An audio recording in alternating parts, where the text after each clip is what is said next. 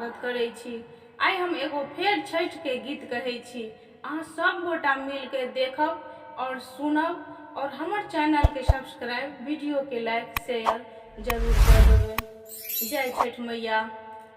आजू है छठी मैया रहबै कहाँमा, आजू है छठी मैया रहबै कहाँमा, आजू हम रहबै सेवक के अंगना, आजू हम रहबै सेवक के अंगना।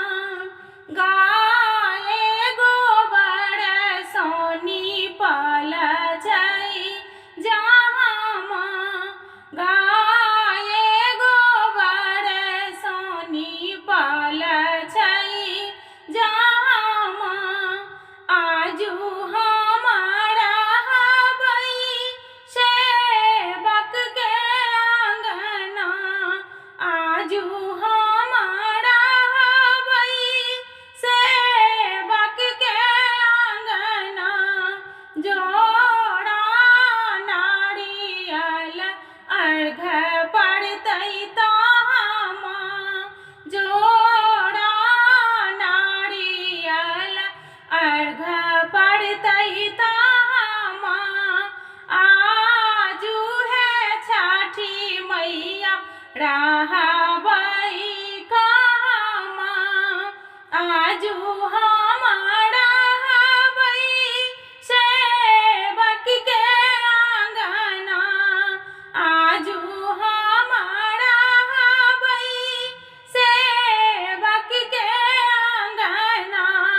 जोड़ा कोनिया अर्घ पड़तै तामा, जोड़ा सूप सँ अर्घ पड़तै जहाँमा, आजू है छठी मैया रहबै कहाँमा, आजू हम रहबै सेवक के अंगना, आजू हम रहबै सेवक के अंगना।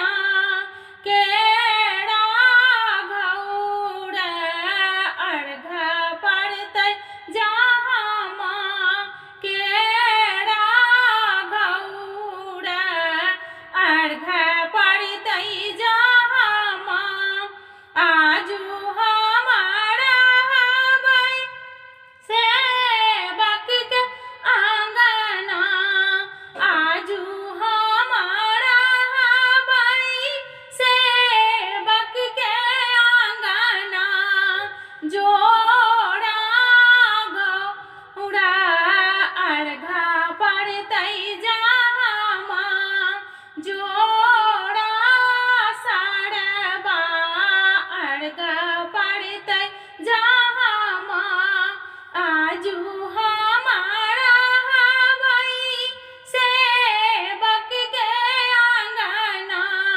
भूसबा ठकुआ अर्घ पड़तै जहाँमा, भूसबा ठकुआ अर्घ पड़तै जहाँमा, आजू हम रहबै सेवक के अंगना, आजू हम रहबै सेवक के अंगना।